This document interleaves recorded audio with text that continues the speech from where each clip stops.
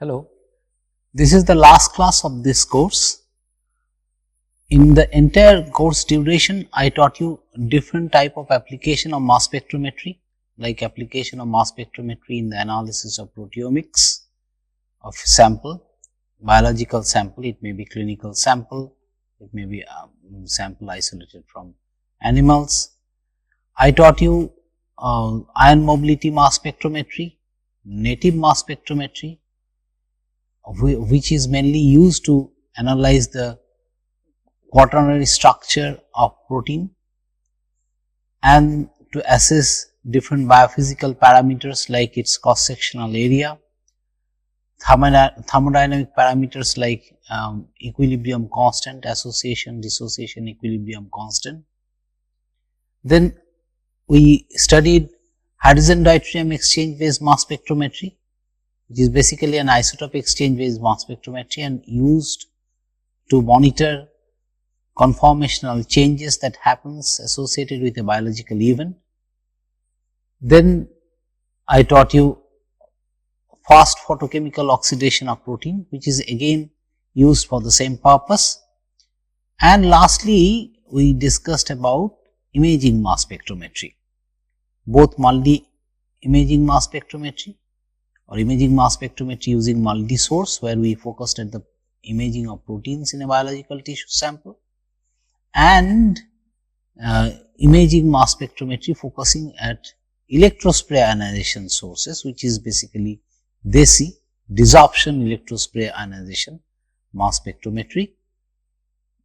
That is mostly used to monitor, to image small molecules like metabolites on a biological tissue sample. Now, in our last class, I will introduce you with a specific application of different type of mass spectrometry in pharmaceutical industry. The term that we will learn today, discuss today, is biosimilar. So, what is biosimilar?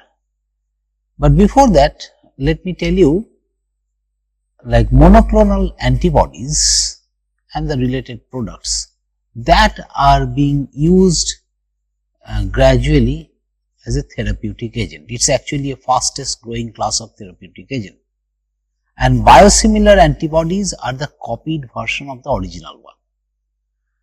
Now, why do we need this biosimilar to study? I will come to that gradually, but just let us try to assess the scenario. How many molecules are there? Is it too large to handle, or is just started?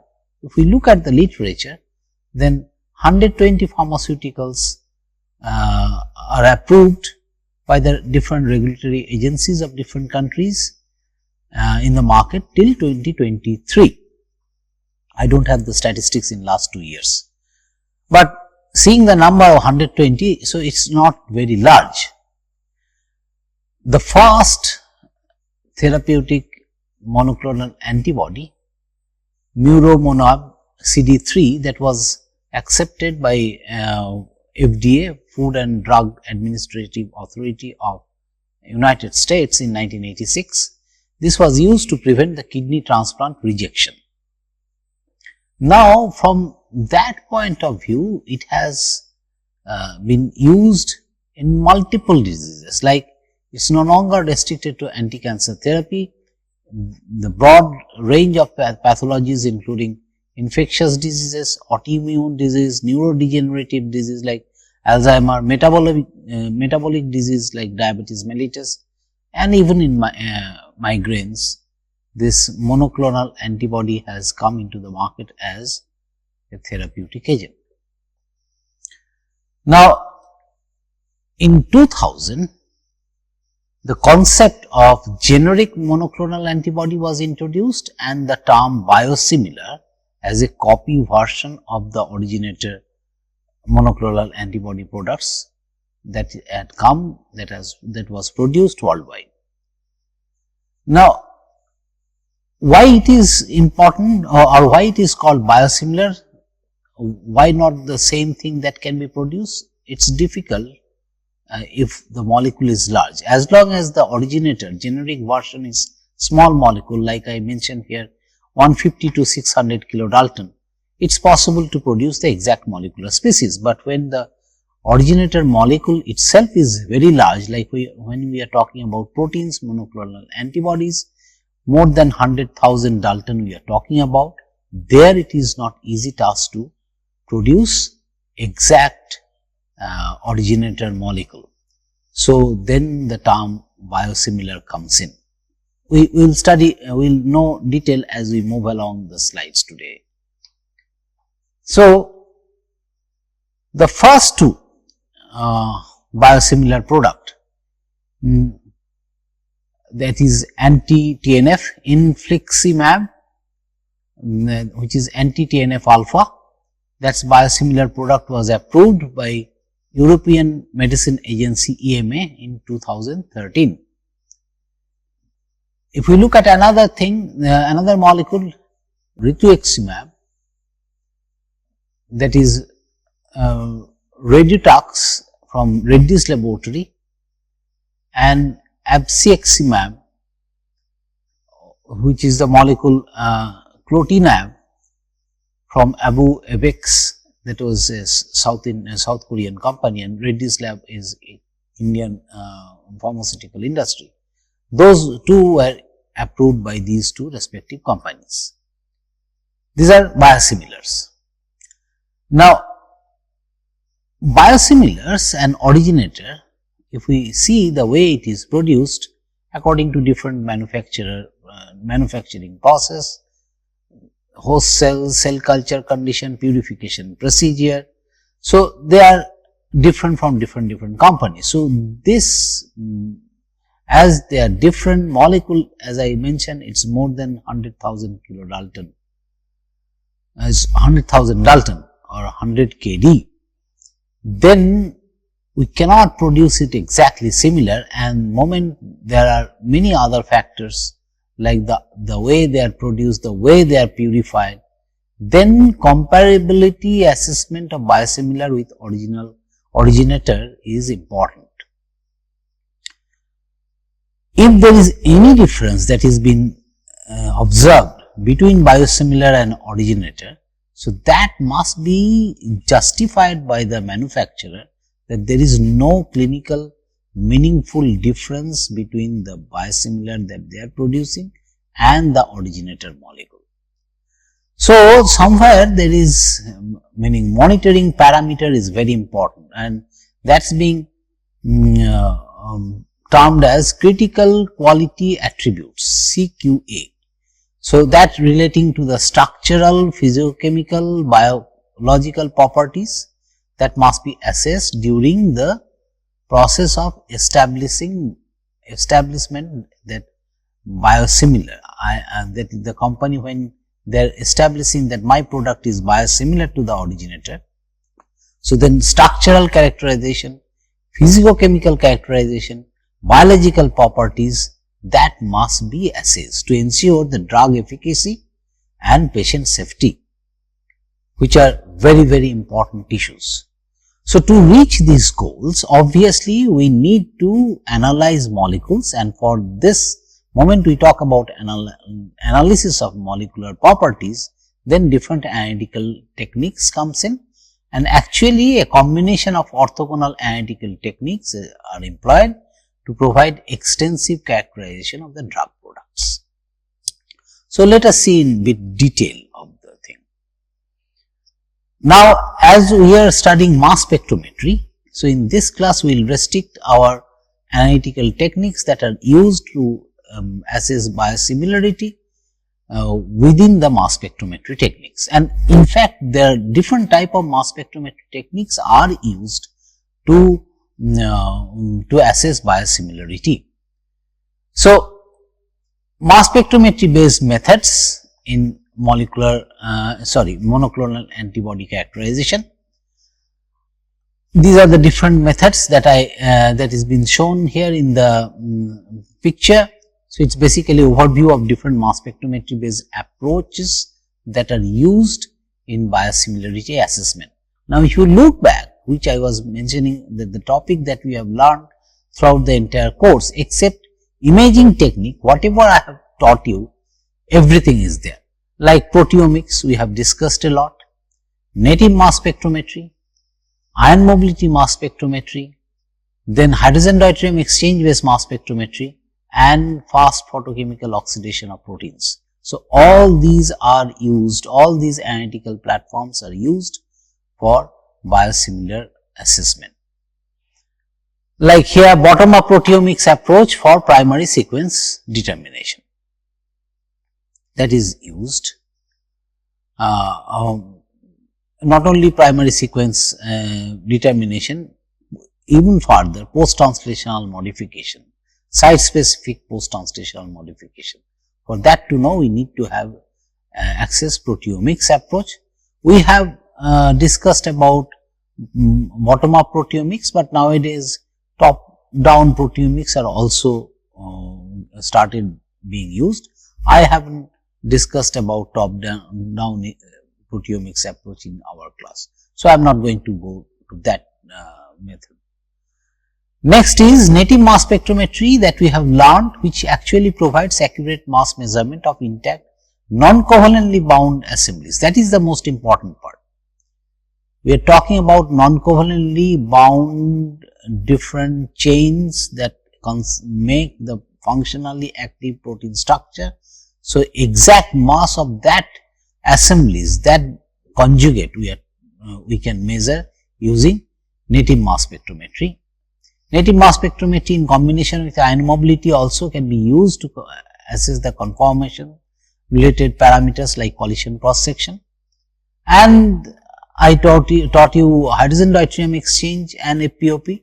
So, those are, both of those are peptide centric method, and they are mostly used on labeling techniques such as hydrogen deuterium exchange, MS, where we are labeling amide backbone hydrogens with deuterium. In fast photochemical oxidation of proteins, we are labeling different amino acid side chains with hydroxyl radicals. So, basically 3-dimensional structure and dynamics of proteins that and in this case biosimilar monoclonal antibody assemblies that can be addressed using these methods, and all these methods are actually used to assess biosimilarity of the drug. So, let me take you quickly through each of these methods, which already we have learned, but just to refresh your memory. Like primary sequence assessment. So, primary sequence validation is the first step in biosimilarity assessment. It has to have sequence similarity. So, this includes sequence variants and quantification of the most relevant post-translational modification. There could be many different type of post-translational modification like deamidation, oxidation, pyroglutamylation, glycosylation is a very important post-translational modification. So, those must be assessed correctly at the residue level, and for that the gold standard method is bottom-up proteomics approach, where we use nLC-ESI-MS platform, and then the common strategy to record tandem mass spectra, we use collision induced dissociation, and when we are interested to fragment the side chain of amino acids in the polypeptide, then we do use high energy CID. Both the thing I have explained while talking about proteomics and sequencing of different peptides also. Next thing comes intact mass measurement, which is basically we are talking about native mass spectrometry, and that is basically used for size, charge and hydrophobic variant analysis. So, intact level protein analysis method includes classical intact subunit mass measurement in denaturing condition. First is denaturing condition, and then I will talk about native mass spectrometry, where we actually assess the mass of non-covalently associated assemblies. In case of intact mass measurement of a polypeptide chain, under denaturing condition, that can be done just by direct infusion, that we have also learned, just putting the substance into mixture of water acetonitrile, and then formic acid is being added to ionize the molecule, and then we can infuse the molecule into mass spectrometer with ESI source, or we can literally use nLC-ESI-MS platform to analyze intact mass measurement. We have learned that while analyzing different variants, genetic variants of human hemoglobin to find out their mutation, point mutation across different globin chains. And then obviously native mass spectrometry, where we analyze the non-covalently bound assemblies. While analyzing the mass spectra critically, and then to assess the structural parameters from there itself, first and foremost thing we have seen that moment we shift from intact mass measurement under denaturing condition to intact mass measurement in native condition, the charge distribution, charge state distribution window narrows down drastically. So, narrower charge distribution compared to the classical denaturing condition, that we have seen. Like, to give an example, when we talk about hemoglobin, alpha globin chain, beta globin chain under denaturing conditions in the intact form, they have taken the charge states from 10 to 20 almost. But moment we talk about intact tetrameric human hemoglobin, to visualize under mass spectrometry condition, keeping all interacting chains together, all constituent chains together along with their heme unit, then charge state distribution reduced to only 4, 16, 17, 18, 19, like that. So, native mass spectrometry provides fast and reliable approach for direct profiling of monoclonal antibodies at the intact level, assessing critical quality attributes, CQA, which I was just mentioning in the previous slide, that is most important parameter that actually looks through everything.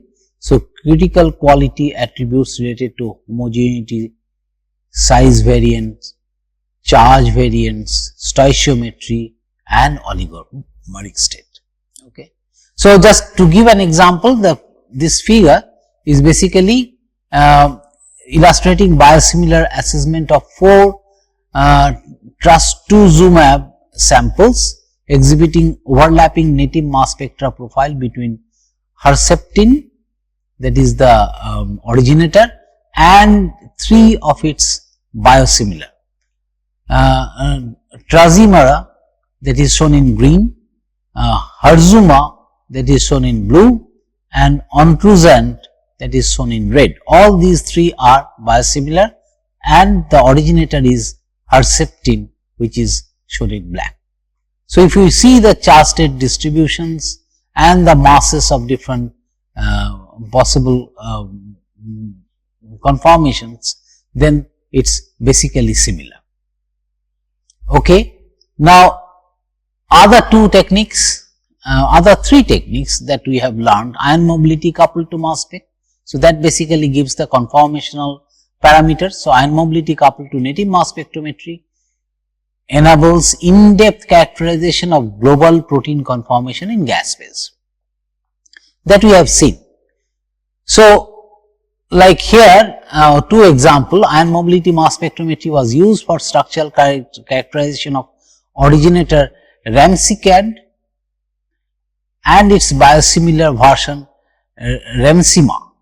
So, these 2 A and B, they are the 2 ion mobility mass spectra of those 2 molecules. A represents Ramsicad, that is originator, and the B is the biosimilar version Remsima. So, if we look at the ion mobility parameters for fragments, monomer, dimer, all are actually having same drift time. So, this is basically giving, meaning from this comparison we can assess whether biosimilar, the molecule is biosimilar to the originator or not. So, two monoclonal antibodies had similar ion mobility drift time with discrete position in drift time versus m by g space for antibody fragment, monomer and dimer. That's the that is very clear from the picture. Next is hydrogen deuterium exchange based mass spectrometry. So, HDX-MS, that particularly suitable for the study of protein conformational dynamics by assessing solvent accessibility as a function of time.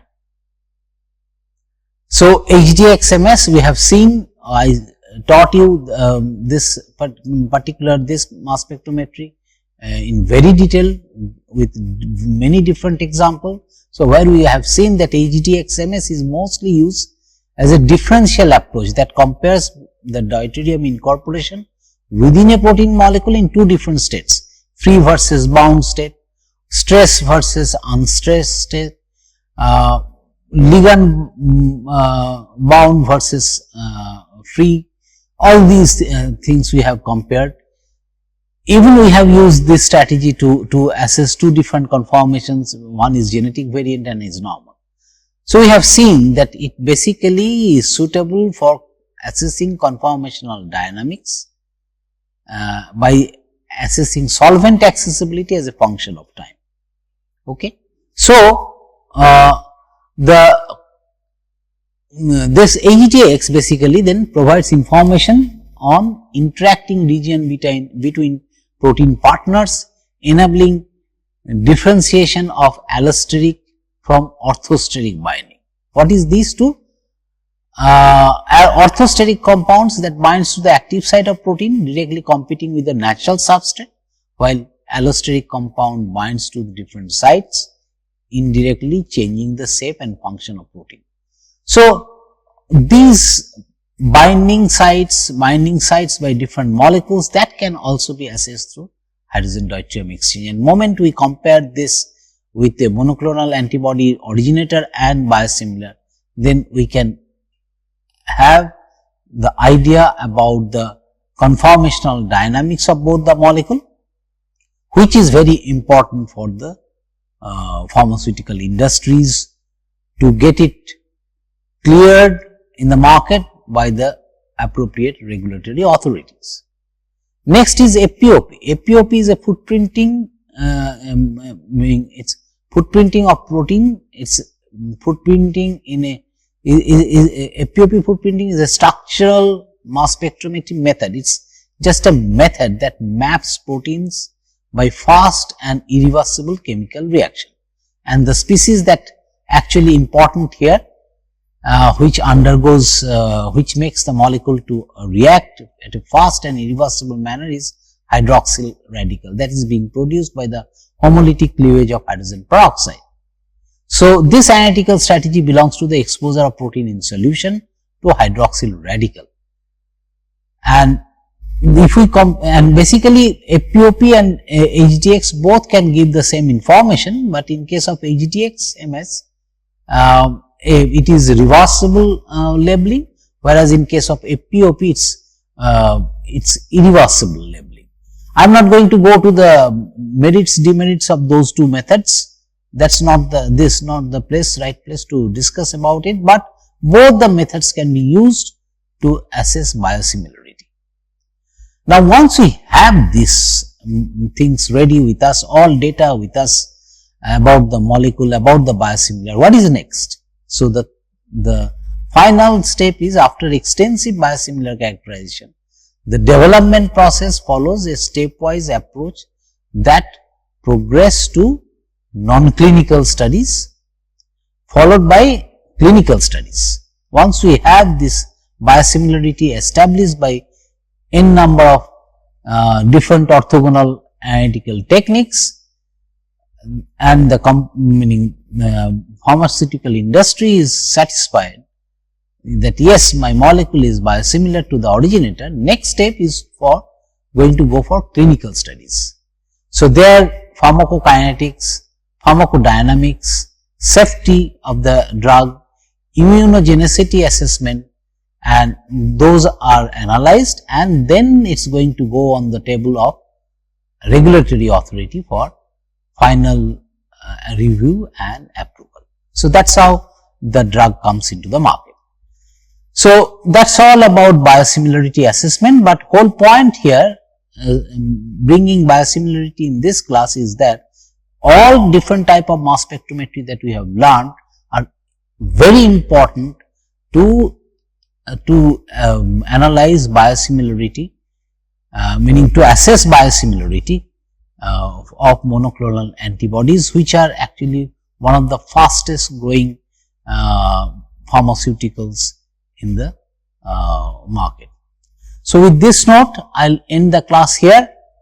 So thank you all for attending this course, and obviously I'll urge you to go through different references that I have mentioned in all the classes. I have given some textbook also while proposing the syllabus of the method. Please go through those, and obviously if who are going to write exam, I will request you to go through slides very critically. Questions should be within the subject matter that I taught, not beyond that much. So with this note, I'll end the course here itself. Thank you again.